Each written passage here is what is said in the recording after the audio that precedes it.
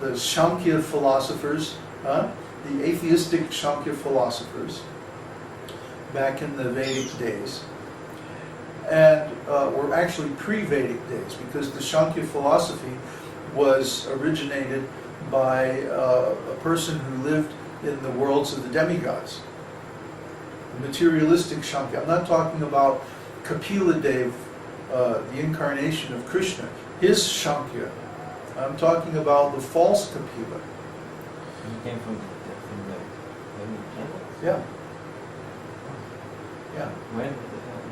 Oh, it must have been millions of years ago. So anyway, the atheistic Śāṅkhya philosophy is exactly the same as the modern so-called scientific philosophy, insofar as the origin of the material elements and the creation of the world. Nothing new here, folks. And the same arguments against it still apply today, just as well as they did back in the time of Vyasadeva and when Vedānta-sūtra was written. You can't get something from nothing.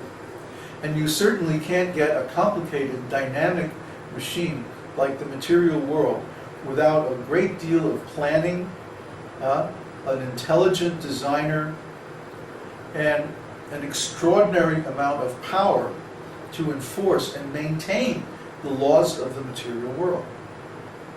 What do I mean by maintain?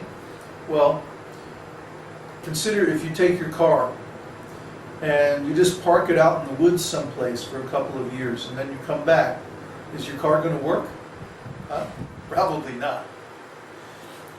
To keep your car running requires constant maintenance, or at least regular maintenance. You have to put fuel in it, you have to clean it. If anything goes wrong, you have to take it to a qualified mechanic to have it fixed, and so on. So you can't just leave your car out in the middle of the woods and expect it to keep running. Everybody knows this. So how is it that this material world, which is many, many orders of magnitude bigger and more complex than any machine, how does it keep running? Why doesn't it break down? Why doesn't it just fall apart or stop working? How is it that the sun, for example, maintains almost a constant output of energy over thousands and millions of years? This is an amazing thing. This is a miracle. Every day is a miracle. But we don't see it because we have this materialistic mindset that says, oh, it's just because of the laws of nature. Well, just because of the laws of nature is a very big deal. The laws of nature are so delicately balanced that if some of the fundamental constants of material nature were just a little bit different, for example, atoms would be impossible. Or motion would be impossible. Or so many other things that are just fundamental parts of the material world wouldn't work if the laws of material nature were just a little bit different. So we have to understand that there is a great intelligence behind this material world. And that intelligence could only be the Supreme Lord, the Supreme Personality of Godhead. Because He's the only one who has both the intelligence and the power to create such a huge existence and maintain it. He must be involved in its everyday operation, or else there's no way that it would continue to operate smoothly. Therefore, we can understand that the Lord is not only the creator, He's also the maintainer and the operator of this whole material world. It's stated in the scriptures that the Lord expands Himself within every material body and even within every atom, and that it's He alone who maintains all the laws of material nature and operates the bodies of the living entities. And we're just seated on a machine, Krishna says. Yantra means machine. The living entities are seated as if on a machine made of material nature. And there's a good reason why the symbol of Bhagavad Gita is Arjuna riding in the chariot and Krishna is driving, holding the reins of the horses. The horses are like the senses of the body, and the chariot is the body itself. Krishna is driving, but Arjuna is the passenger. So if Arjuna says, Krishna, take me over that way, then he will do it. Similarly, if I say, Krishna, I want to raise my hand up, then he'll do it. Why? Because he loves us. We're his pet projects. He created us in order to have relationships with us. Why? Because he wants to enjoy. Just like we want to enjoy nice relationships. The same impulse is there in Krishna.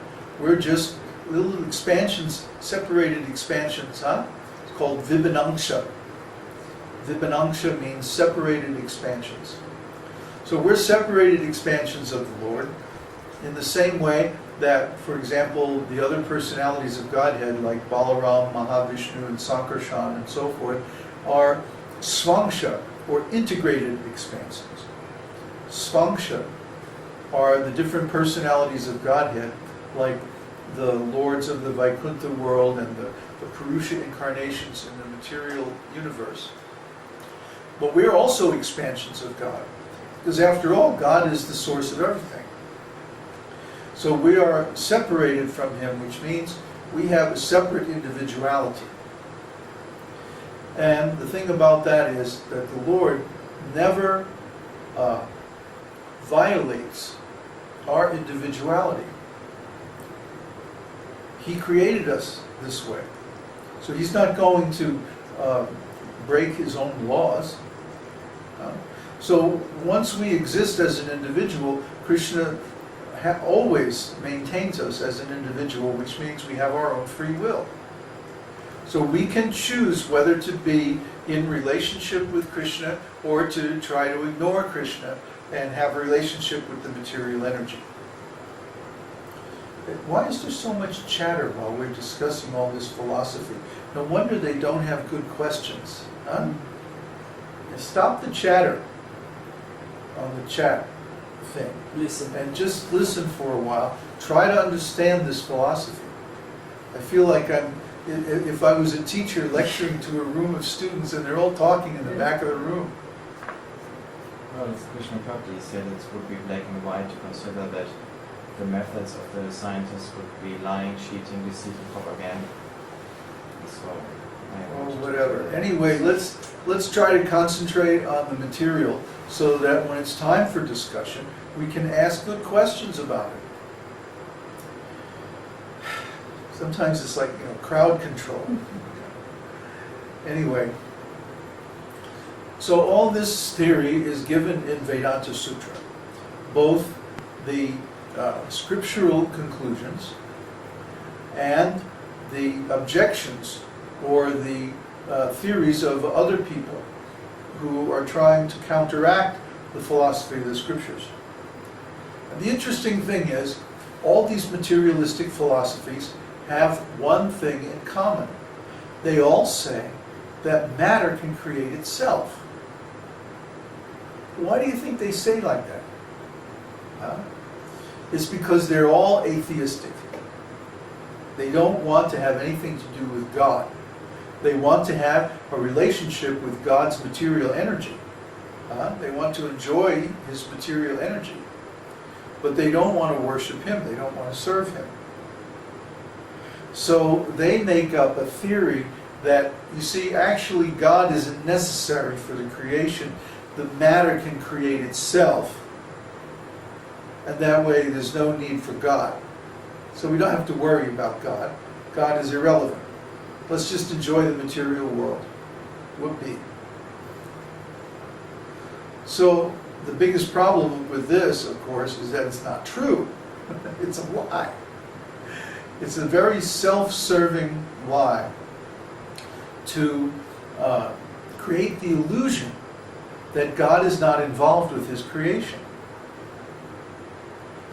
But just like to keep your computer running, You always have to defrag it and you know, get the viruses out and back up the hard drive and do all kinds of things. Or just like a car, you have to keep changing the oil, or you know, having a tune-up every so often to keep it running. This material world would not keep running unless, what happened? The video disappeared. Go back to the participants tab. Can everybody still see and hear?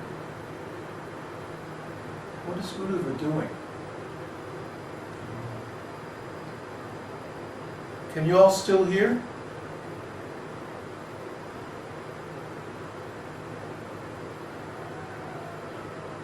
Yeah.